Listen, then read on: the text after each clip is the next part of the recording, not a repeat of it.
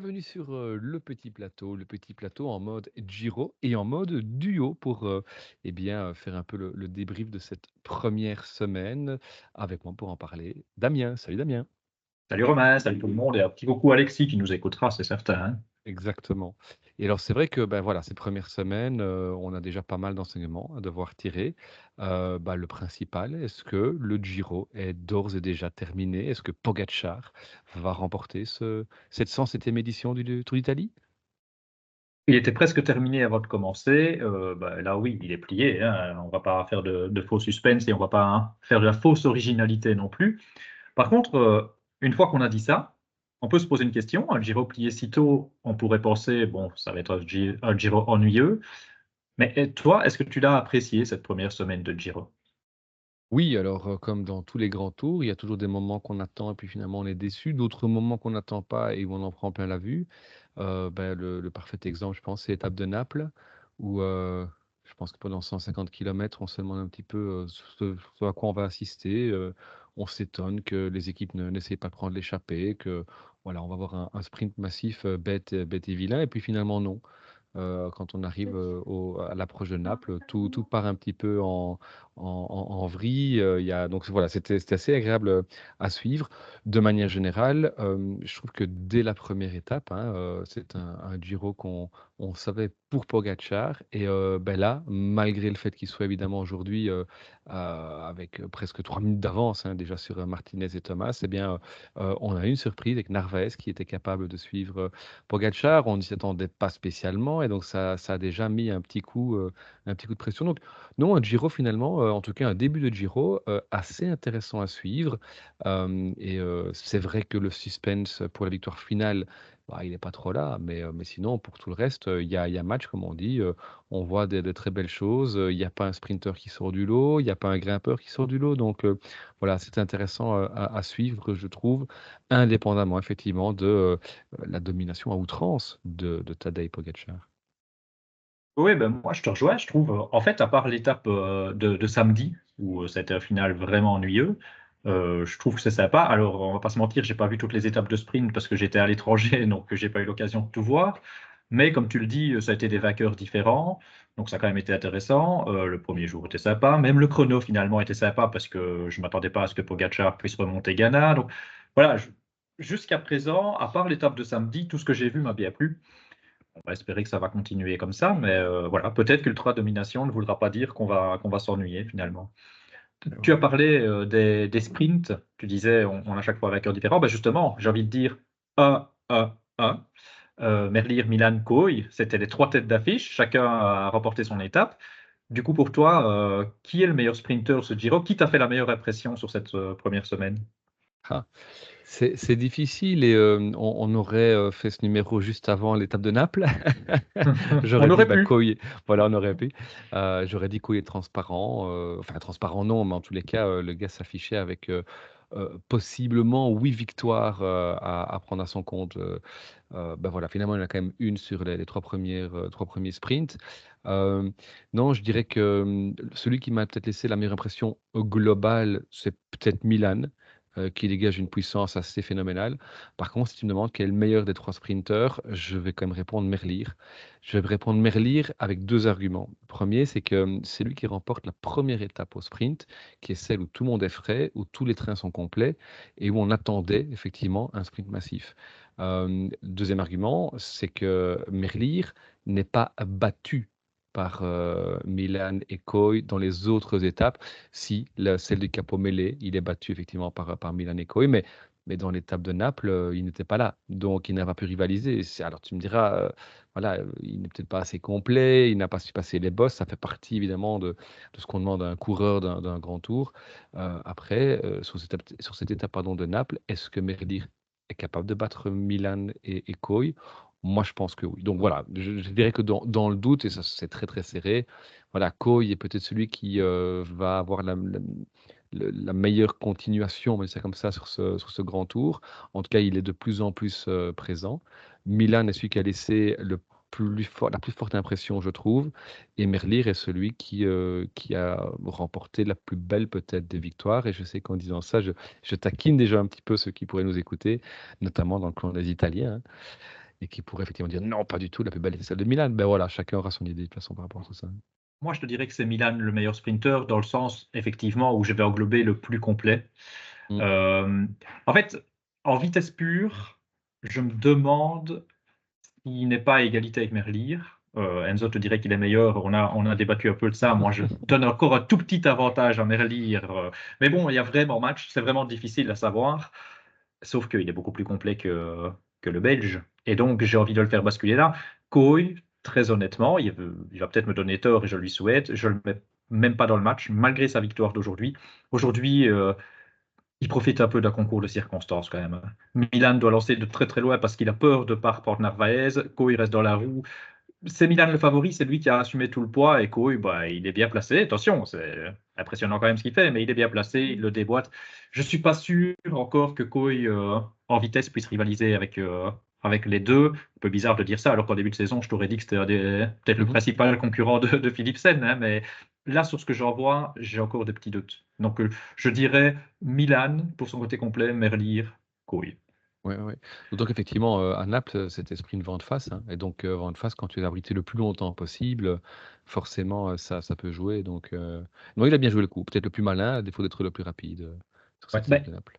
il y en a un autre qui a bien fait ça avec une belle deuxième place, c'était Caden Groves. Mhm. Moi, j'avais dit qu'il allait, qu'il allait être collé et j'en attendais strictement rien. Est-ce qu'on peut peut-être considérer que c'est une bonne surprise? Ton avis là-dessus? Et est-ce que tu as d'autres coureurs qui t'ont plu comme ça, que ce soit surprise ou qui ont confirmé ce que tu attendais? Bah, Caden Groves, c'est vrai que on ne l'a pas vu depuis le début de cette saison, en tout cas très très peu. D'un autre côté, on sait qu'Alpecin, on l'a vu avec Van der Poel notamment, Alpecin est tout à fait capable de se préparer au mieux possible pour un événement qui est ciblé. Et donc ici, ben, Groves arrive finalement en bonne forme. Alors, pour l'instant, il n'a pas encore effectivement remporté de victoire, alors que précédemment, sur chaque grand tour disputé, il va chaque fois en claquer une, hein. Donc voilà, il faudra voir si effectivement sur ce plateau très, très relevé de sprinter, il est capable d'en chercher une en deuxième semaine. Mais donc voilà, je trouve qu'il est là où on pouvait être en droit de l'attendre. Et quelque part, il vient peut-être effectivement aussi, je ne vais pas dire faire la surprise, mais montrer qu'il est malgré tout là, alors qu'on pouvait peut-être ne pas l'attendre en fonction de son début de saison. Pour le reste, au niveau des sprinters, des voilà, des Jacobsen, des Ewan, on a vu, hein, ce sont des gens qu'on avait cités éventuellement, mais jamais dans les meilleurs. Et effectivement, ils n'ont même pas sprinté. On a quand même eu 3 sprints, massifs. À aucun moment, ils sont là. Ils sont parfois dans le groupe, hein, ils terminent 13e, mais ils sont jamais en mesure de revendiquer ne fût-ce qu'un podium. Donc ça va vraiment jouer entre les 4 là. Andresen avait fait une très belle, hein, Tobias Lund Andresen, coéquipier de Jacobsen d'ailleurs, avait fait une très belle impression lors du second sprint de Capo Mele, où c'est lui qui emmène finalement à pleine vitesse. Mais donc voilà, au niveau du sprint, je pense qu'on a effectivement ici un quatuor intéressant. Après, dans d'autres secteurs de la course, on a vu évidemment de très très belles choses. On l'a déjà cité, mais à commencer par Narvaez, hein. Narvaez, alors Narvaez n'est pas une surprise en soi, c'est un coureur qu'on connaît, mais qu'on n'attendait pas forcément sur ce type d'effort, hein. Quand il va chercher, quand il accompagne, Poggi, c'est le seul à pouvoir le faire. Alaphilippe a essayé de le faire, il lui a pas manqué grand-chose. Schachmann était en anticipation. Mais donc Narvaez est le seul qui, à ce jour, en tout cas sur ce Giro, a réussi à suivre Pogačar quand celui-ci a attaqué. Euh, donc voilà encore un gars. Je vais en citer un autre, et puis je te laisserai aussi évidemment citer plusieurs gars, mais je pense à Benjamin Thomas. Benjamin Thomas qui, moi j'aime beaucoup ce genre d'exploit, mais qui déjoue finalement un peloton entier. On a vu ça avec Dries de Bond, notamment il y a 2 ans. Ça avait été aussi le genre d'étape où pendant tout le final, pendant les 20 derniers kilomètres, on a un peu le souffle coupé parce qu'on ne sait pas si c'est le peloton qui va revenir, s'il échappait, et ça se joue à quelques secondes, et malgré tout, il s'impose.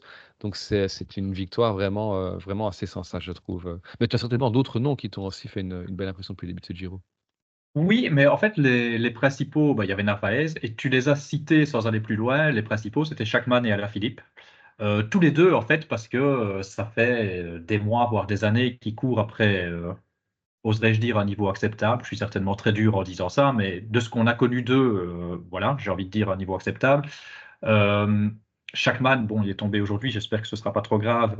Il m'a impressionné sur la première étape. Il m'a impressionné aussi samedi en faisant tempo à un moment donné pour Dani Martinez. On parlait quand même de montagne, alors attention, on sait bien, les pourcentages sont ce qu'ils sont, etc. Mais voilà, il m'a impressionné. Et il fait un très bon chrono en plus la veille. Donc, garçon vraiment intéressant. Et à la Philippe, j'ai l'impression que je ne l'ai plus vu aussi intéressant depuis, je ne saurais même pas dire quand. Honnêtement, là, je le trouve vraiment très très bon. Alors, les haters, comme on dit, vont te dire, ouais, ben regarde encore aujourd'hui, hein, après il met le clignotant et il finit bien loin. Oui, ok. Ça se joue à quoi aussi? Ça se joue au fait que quand il sort, il n'a pas deux, trois mecs hyper costauds avec lui. Il part à ce moment-là avec un Ghana, un Narvaez ou qu'est-ce que sais-je, ils sont un peu, allez, on va dire trois à ce niveau-là. Peut-être que ça rentre jamais. Donc bon, après ça, c'est aussi les situations de course. On me dira peut-être, bah, il devait regarder pour le mettre comme Narvaez. Est-ce qu'il aurait pu? J'en sais rien. Moi, je trouve qu'il a le niveau. Ce qu'il a fait aujourd'hui, même en mettant le clignotant après, c'était impressionnant. Et c'est pas ce qu'on a vu sur le Tour de France l'année passée où il faisait des échappées presque publicitaires. À chaque fois qu'il est sorti sur ce tour, je l'ai trouvé au niveau, en fait. Bah, il y a une fois, il joue la gagne hein, au sprint. Et alors, ça me dit, bon, c'est pas trop son terrain. Et pourtant, il est là. Bon, après, il n'assiste pas, il sait que ça va rentrer. Donc voilà. Mais il a un niveau intéressant. Je ne serais pas du tout surpris qu'il aille en claquer une. Maintenant, il fait beaucoup d'efforts. Hein, mais voilà, c'est des noms qui m'ont plu. Après, on aurait pu en citer plein. Moi, je pourrais citer, mais Dani Martinez, j'y crois toujours pas. Mais bon, je pourrais le citer du coup, puisque j'y croyais pas, il est toujours là. Euh, Étonnamment, j'ai presque plus envie de citer des déceptions. Ça ne nous ressemble pas trop sur le petit plateau, mais il y a des coureurs que j'attendais qui passent à côté. Alors oui, de la satisfaction, je vais quand même citer Pelayo. Bon, fatalement, c'est un peu facile, c'est pas original, il a gagné. Je vais le citer parce que j'avais dit que c'était dans les coureurs à suivre quand même. J'en avais pas Ouais, cité tout à beaucoup fait, pourtant, et je tout à l'avais dit dans fait. la preview, il m'intéressait beaucoup, Pelayo. Euh, non, alors dans les déceptions, bah, tu as parlé notamment de Caleb Ewan. En fait, c'est pas une déception, Caleb Ewan. Jusqu'à aujourd'hui, je te l'aurais même pas cité. Mais aujourd'hui, j'ai encore cru en Caleb Ewan. Je sais pas pourquoi je fais ça. Je sais pas pourquoi je m'inflige de croire encore en Caleb Ewan. Mais quand tu vois le final, il est parfait. Caleb, il est parfait sur tout jusqu'au dernier moment, jusqu'au sprint. Pourtant, là, c'est pas un sprint où ça a frotté de fou. Oui, ça frotte, c'est un sprint quand même, mais il est idéalement mis tout le final. Je me dis, il a le spot là, peut-être pas pour aller gagner, mais tu dois faire au moins un podium ou que sais-je. Et il finit encore bien loin. Donc c'est une de mes déceptions. Après, bah, il y en a d'autres. Il y a eu Pity. Aujourd'hui, c'est pas de chance. Mais j'attendais beaucoup, beaucoup mieux de Pity. Je pense qu'il peut pas aller au sprint en confrontation. Donc je l'aimerais bien en offensif, en fait. Et j'espère que c'est ce qu'on va voir plus tard, mais un peu trop transparent à mon goût. J'avais noté Frigo, mais aujourd'hui il a essayé. Il avait déjà essayé un petit peu, je ne sais plus quel jour, bah, le samedi, je crois. Donc voilà, il n'y est pas encore, mais il essaye un petit peu. Je l'attendais beaucoup plus devant, mais il essaye un petit peu. Après, il y a encore quelques autres déceptions, mais je vais peut-être te laisser parler. Est-ce qu'il y a quelques coureurs peut-être qui ont. Tu attendais plus peut-être d'eux? Bah, de façon générale, moi, il y a plus qu'un coureur, une équipe que j'ai envie de citer, c'est l'équipe Visma.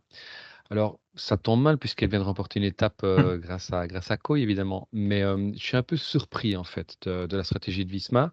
Il y a eu pas mal de malchance, hein, il faut le dire aussi. C'est depuis le début de la saison, c'est des chutes, ça n'arrête pas, en fait. Hein, ça n'arrête pas.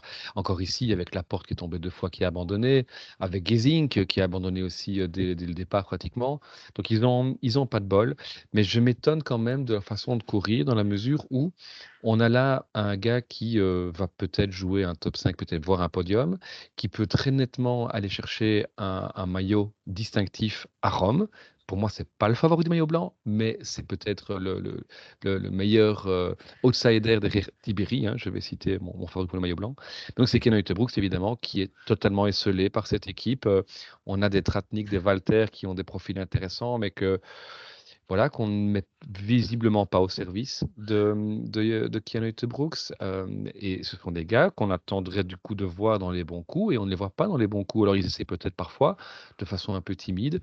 Donc là, je trouve que euh, Visma s'en sort bien grâce justement à cette victoire de Coy qui tombe un peu de nulle part, quoi.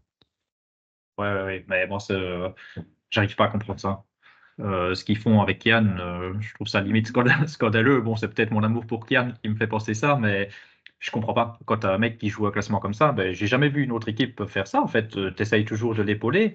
Et en fait, à la limite, si les mecs qui répondent pas présents passent encore, mais ils ont bon de sortie, ils peuvent tous y aller. Enfin, tous, j'imagine qu'il y a quelqu'un qui doit rester à côté de Kian, mais chacun son tour, ils peuvent y aller, ils peuvent aller user des forces tous les jours. Au final, en plus, ils n'y arrivent pas. Mais enfin, ça, c'est une autre question. Mais cette non-volonté, finalement, d'accompagner Kian, ça me choque un peu. Je comprends pas. Honnêtement, je comprends pas. En plus, c'est ta nouvelle pépite, c'est ta première année, tu vas faire le Giro comme leader, on te donne la confiance. Oui, mais la confiance, c'est quoi? C'est dire, bon, ok, on te met là. Ouais, bon, tu vas te débrouiller un peu tout seul, hein, Kian. Ouais, on n'a pas non plus foi en toi. Enfin, je comprends pas. Ou bien Visma. Visma, ben, qu'est-ce qu'ils ont fait l'année passée? Ils ont gagné tous les grands tours. Un top 5, ils n'ont peut-être rien à faire, évidemment. Mais vis-à-vis du garçon, j'ai du mal à comprendre. Pour moi, c'est pas un signal positif. Après, le garçon, bon, oh, c'est pas grave, il rigole, il s'en fout. Moi, je fais ma course, je suis content. Donc, je crois pas que ça va poser un problème à Kian, mais voilà, ça m'interpelle beaucoup. Ouais, ouais, ouais, mais c'est vrai que, voilà, faudra voir comment ça va évoluer, mais pour moi, c'est pas bon signe pour Kian, d'autant qu'en face, il y a quand même Tibéri, qui, on le sait sur les réseaux, n'est pas apprécié pour d'autres raisons finalement, hein, cet incident, avec des chats. Mais sinon, voilà, le coureur, bah, il faut reconnaître que c'est quelqu'un qu'on attendait. Ceux qui nous suivent depuis, longtemps, se rappellent de l'épisode qu'on avait, fait avec Enzo, hein, Analyste Phoenix, sur Twitter, qui, connaît très, très bien le cyclisme italien, qui nous avait dit, quitte à devoir citer un Italien capable, alors peut-être pas de remporter le Giro, mais en tout cas capable de se rapprocher le plus possible d'une victoire dans un grand tour, ben il laisse pointer, Tibéri. Et Tibéri, pas de bol, une crevaison dans Europa, il repart avec un nouveau vélo, problème mécanique, et le voilà, avec 1 minute dans la vue. Et bah, depuis, on voit que c'est quelqu'un qui ose, qui c'est le seul pratiquement qui a essayé d'attaquer, dans l'étape de Pratiditivo, hein, dans la dernière ascension en tous les cas. C'est quelqu'un qui est un excellent rouleur aussi, puisqu'on l'a vu sur le chrono. Il y a un autre chrono qui va arriver, et c'est pour ça que je pense que c'est le favori pour le maillot blanc, parce qu'il est supérieur très nettement à Kenote Brooks dans cet exercice. Et dans la montagne, en tout cas jusqu'à présent, on n'a pas encore évidemment des très longs cols plus difficiles qui vont aller mieux à Kian. Mais en tout cas, dans le type de col que ce Giro, propose sur ses premières semaines et proposera sur la seconde semaine aussi, bah, c'est des cols qui vont bien à Tibéri. Donc je ne vais pas dire une belle surprise, mais voilà encore un gars, qui a montré de belles choses, indépendamment évidemment du fait qu'en dehors du vélo, on sait que voilà, il y a des choses qu'on ne peut pas trop, accepter. Oui, je vais rebondir sur Tibéri et sur le maillot blanc. Ça me donne un petit prétexte pour un petit retour arrière, parce que j'ai oublié quand même dans mes déceptions. Il était placé à un moment donné pour le maillot blanc, c'est Maury Van Sevenant. J'ai quand même envie d'en parler, parce que j'ai tenu à en parler pour en parler en bien, je vais dire, dans la preview. Ici, le but n'est pas du tout d'en parler en mal. Je suis un peu déçu qu'on ne l'ait pas encore vu à l'avant. Je suis un peu déçu qu'on ne l'ait pas vu. Il y avait pour moi 3 étapes où ça pouvait le faire. C'est celle d'Estrade, on va dire, celle de samedi et celle de dimanche vers Naples. Voilà, après, alors à la Philippe, il était chaque fois, hein, donc enfin, ils peuvent pas y aller à deux, pourquoi pas finalement. Maintenant qu'il a pris un tir, j'espère que c'était presque volontaire une fois qu'il a vu qu'il savait pas s'accrocher et qu'il va y aller. Euh, S'il n'y a pas de problème de maladie, etc., il n'y a pas de raison que la condition ne soit pas là. Donc voilà, je maintiens que Maury a tout pour gagner, mais dans la preview, j'avais dit Maury, c'est sûr, il va gagner une étape. Maintenant, je dis j'espère que Maury va gagner une étape. Pour rebondir sur le maillot blanc, euh, je ne sais pas qui est mon favori. Je ne sais pas qui est mon favori. Tibéri, bien sûr, va passer devant sur le chrono. Et en fait, Tibéri, a priori, jusqu'à l'avant-dernier jour, j'imagine pas que Kian puisse le lâcher. Et là, c'est le parcours tout pourri quand même, on va pas se mentir. Un marre de ses montées sans pourcentage. Mais non, je sais pas. Après, il va falloir voir sur la longueur, hein, Tibéri. Je sais que j'en avais déjà parlé bah, de nouveau avec Enzo. Il m'a dit oui, mais il avait bien terminé une Vuelta, etc. Oui, ok, il a certainement raison, il connaît beaucoup mieux que moi. Après, là, c'est jouer un classement. Alors, en tant que leader de son équipe, c'est pas encore vraiment la même chose, assumer ça sur 3 semaines, donc on verra. Et puis, il y a l'avant-dernier jour où Tiberi a de très bon vapeur, mais ça, c'est un vrai terrain où Kian peut peut-être faire une différence. Il faudra réussir à reprendre tout ce qu'il aura perdu sur le chrono. Donc oui, je peux comprendre que Tiberi soit ton favori. Je dirais peut-être du 55-45 entre eux, quoi. Et en dehors du maillot blanc, Ouais. c'est bien beau le maillot blanc, mais Tiberi, est-ce qu'il va chercher par exemple un podium? Après une semaine de course, quel serait ton, on va dire ton top 5, allez? Alors, je vais me mouiller. Ça y est, c'est dit dans le petit plateau. Je pense que Pogacar va gagner. Oh Je... là là là là là là là, hot take! Non, et puis c'est vrai que derrière, il se tient dans un mouchoir, hein, mais il y a des noms qui commencent effectivement à sortir. Moi, j'avais dit Dani Martinez, s'il est au top de sa forme, c'est le favori pour la deuxième place. Et Thomas, on ne doit jamais l'écarter. Et donc, effectivement, ce sont les deux qui, pour l'instant, ont l'air d'être le plus proche de Pogacar. Il faut voir si ça va se confirmer. Et c'est vrai que Dani Martinez a toujours un style particulier sur le vélo qui laisse peut-être à penser qu'il va craquer. Et puis finalement, non, c'est lui qui va chercher un peu des secondes de bonif, avec Pogacar, évidemment. Donc pour moi, ces deux-là sont les favoris pour le podium, avec certainement un O'Connor qui a montré de belles choses. Il s'est un petit peu brûlé les ailes sur Europa, mais il est allé très très vite sur le chrono. Il grimpe très très bien, donc c'est clair que c'est un gars qu'on va continuer à voir sur ce Giro. Et puis, bah, il y a Tiberi et Kenneth Brooks. Donc, on a pour moi les 5 hommes qui peuvent revendiquer une place dans le top 5. Lequel de ces 5 va sauter? Bah, là, pour l'instant, c'est trop difficile à dire. J'aurais tendance à dire un des deux petits jeunes, Tiberi ou Kian. Maintenant, on sait que sur ce genre de course, il suffit de prendre une fois un tir de 10 minutes et c'est foutu. Et puis aussi, il ne faudrait pas oublier ceux qui sont derrière, même s'ils ne sont pas au contact ou autre. Je pense à un Romain Bardet, par exemple, qui commence à accumuler du retard. Ben, donc, ça va lui donner peut-être des ouvertures en seconde et troisième semaine. Et donc, voilà le genre de coureur qui, au bénéfice d'une échappée, entre guillemets, fleuve, pourrait se replacer, venir revendiquer de nouveau un top 5. Ce sera peut-être difficile, mais en tout cas, voilà. Donc, je dirais, pour résumer, Martinez, Thomas et O'Connor, ça, c'est, pour moi, ça ne fait pas l'ombre d'un doute, ils seront dans le top 5. Et je dirais, allez, Tiberi de quelques secondes devant Kian. Moi, je vais faire sauter Dani Martinez pour faire rentrer Kian dans le top Ah bah 5. voilà. Non, je reste sur mon idée de Dani Martinez, même si je suis beaucoup moins sûr qu'au départ. J'ai l'impression que ça va péter à un moment donné. J'ai l'impression qu'il va s'accrocher, s'accrocher, s'accrocher, et à un moment donné, ça va péter. Peut-être que ce sera même que de nouveau sur cette fameuse 20e étape. Alors là, il faut voir, parce qu'il parviendrait peut-être à le limiter quand même. Mais je ne sais pas, j'arrive toujours pas à y croire. Thomas, bon, normalement, il se gère, donc moi je crois que ça va aller. O'Connor, c'est celui qui m'impressionne le plus avec Tiberi. O'Connor, je crois qu'il a voulu dire, bon, je vais quand même essayer d'aller titiller Pogacar, on ne nous dira pas qu'on court pour la deuxième place. Là, il a compris, il ne le fera plus. Maintenant, il dit, bon, je vais aller jouer la deuxième place. Donc voilà, il est vraiment costaud, hein. Et comme tu as dit, il roule pas mal. Et voilà, et on l'a déjà dit plein de fois, la dynamique Décathlon, etc. Donc O'Connor sur le podium, oui. Et alors, bah oui, Tiberi et Kian.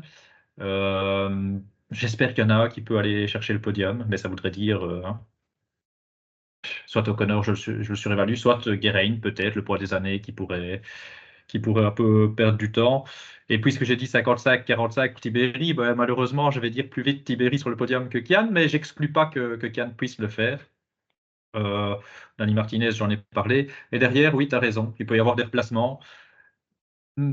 Mais je les vois pas réussir à accrocher, même s'ils se replacent, oui, ils peuvent faire un beau rapproché pour aller vers 6, 7, mais je pense pas qu'ils peuvent jouer avec ceux qu'on a cités. Pour moi, on a quand même là les 5 plus forts. Euh, J'aime bien Fortunato, mais c'est pas le Giro pour lui. Il va encore perdre sur le chrono. C'est des montées qui lui conviennent pas. Ce qu'il fait, c'est déjà vraiment exceptionnel. Donc, si Fortunato, malheureusement pour Fortunato, en fait, le problème, c'est que s'il explose pas, lui, il va jamais pouvoir se replacer. Et tout ce qu'il risque, c'est de voir des mecs se replacer devant lui. J'espère que ça n'arrivera pas pour lui.